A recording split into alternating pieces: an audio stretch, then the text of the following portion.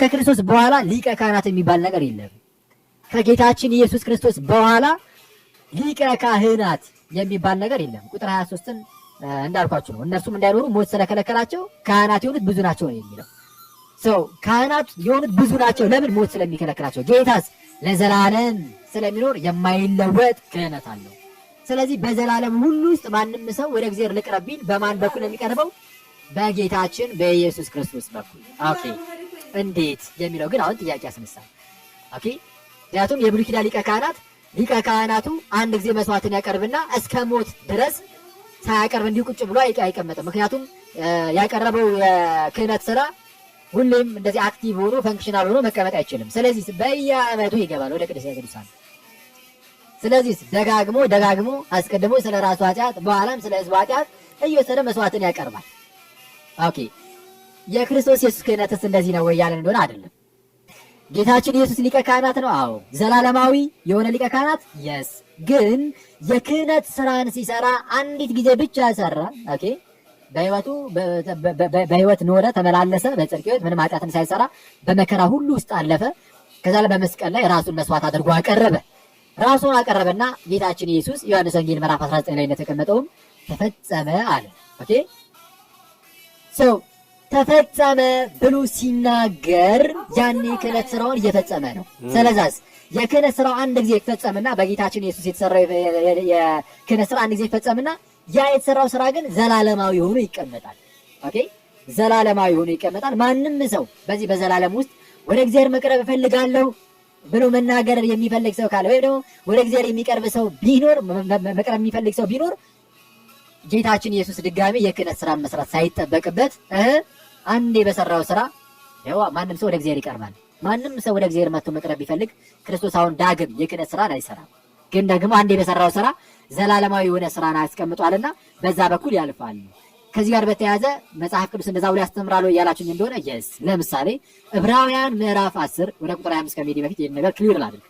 ዕብራውያን ምዕራፍ 10 ከቁጥር 10 ጀምራችሁ ስትመለከቱ እንደዚህ ይላል። የኢየሱስ ክርስቶስን ስጋ አንድ ጊዜ ፈጽሞ በማቅረብ አንድ ጊዜ ተቀድሰናል ይላል። የኢየሱስ ክርስቶስን ስጋ አንድ ጊዜ ፈጽሞ በማቅረብ ምን ብለናል? ተቀድሰናል። ስንት ጊዜ በማቅረብ? አንድ ጊዜ።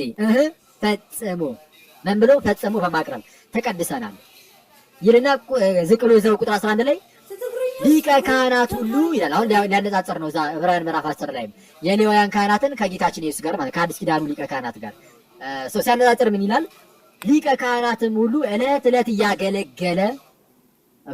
እያገለገለ እነዚያን ኃጢአትን ከቶ ሊያስወግዱ የማይቻላቸውን መስዋዕቶች እያቀረበ ቆሟል። ኦኬ፣ እነዚያን ኃጢአትን ከቶ ሊያስወግዱ የማይችሉትን መስዋዕቶች እያቀረበ ምን ብሏል? ቆሟል። የት? ቅድስተ ቅዱሳን። ኦኬ፣ በዛች በቅድስት ውስጥ በዛች ሆሊየስት በሆነችው ስፍራ ውስጥ እያገለገለ ቆሟል። በዛች በሆሊየስት ስፍራ ወይም በቅድስተ ቅዱሳን ውስጥ መቀመጥ የለም። ባይዚ በቃ እያገለገሉ መቆም ነው። ኦኬ፣ ጌታችን ኢየሱስ ስንል እርሶ ግን ብሎ ይመልሳል ቅዱስ ጳውሎስ። ኦኬ፣ ለሱን ተወውና መልሱን የሱን መልስ እናዳምጠው። እርሶ ግን ይላል አንድን መስዋዕት ለዘላለም አቅርቦ።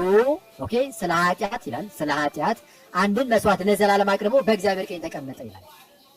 አንድን መስዋዕት ጌታችን ምንድነው አቅርቧል? የስ ስለምን? ስለ ኃጢአት የሆነን አንድን መስዋዕት ጌታችን ኢየሱስ አቀረበ። ሲያቀርብ ለዘላለም ካቀረበ በኋላ ግን ተቀመጠ ይላል። ስለ ብሉይ ኪዳን ሊቀ ካህናት ሲናገር፣ ስለ ሌዋውያን ካህናት ሲናገር ዕለት ዕለት እያገለገሉ ቆመዋል ነበር ያለው። ኦኬ፣ ቆመዋል ካለ በኋላ እርሱ ግን ስለ ኃጢአት አንድን መስዋዕት ለዘላለም ካቀረበ በኋላ በእግዚአብሔር ቀኝ ምን አለ? ተቀመጠ።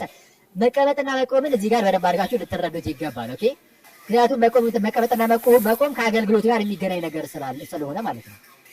በሆሊየስት ስፍራ አገልግሎት አለባቸው የሌዋውያን ካህናት፣ እያቀረቡ መስዋዕትን ይቆማሉ። ጌታችን ኢየሱስ ግን ስለ ኃጢአት አንድን መስዋዕት ለዘላለም አቅርቦ በእግዚአብሔር ቀኝ ተቀመጠ። አሁን ቆመ አይደለም የሚለው፣ ለአገልግሎት መቆም የሚባል ነገር የለም በጌታ ዘንድ። አንድ ያቀርብ በኋላ ጨረሰ፣ ፈጸመው። ስለዚህ በእግዚአብሔር ቀኝ ተቀመጠ። ስለ ኃጢአት ማቅረቡን ከተረዳን በተለይ ደግሞ ከአሁን በኋላ ጌታችን ኢየሱስ ከኃጢአት ጋር በተያያዘ የሆነ ስራ ይሰራል ማለት ይሄ መጽሐፍ ቅዱስን አለመረዳት ነው የሚሆነው። ኦኬ፣ ምክንያቱም ከኃጢአት ጋር በተያያዘ ይኸው ጨርሶ ፈጽሞ ነው የሄደው። አንድ ጊዜ ፈጽሞ ነው የሄደው። የክርስቶስን ስጋ አንድ ጊዜ ፈጽሞ በማቅረብ ተቀድሰናል ነው የሚለው። እዚያው ቁጥር 12 ላይም ስለ ኃጢአት አንድን መስዋዕት ለዘላለም አቅርቦ ነው የሚለው። ሲያቀርብ ግን ለምንድን ነው የሚለው? ለዘላለም። ለዘላለም የሚሆን መስዋዕትን ስንቴን ያቀረበው? አንድ ያቀረበና ምን አደረገ? ተቀመጠ። አሁን ጌታችን ኢየሱስ በአብ ቀኝ ተቀመጠ። ስራው ግን ዘላለማዊ ስለሆነ በዘላለም ውስጥ ፈንክሽናል ሆኖ ይቀመጣል።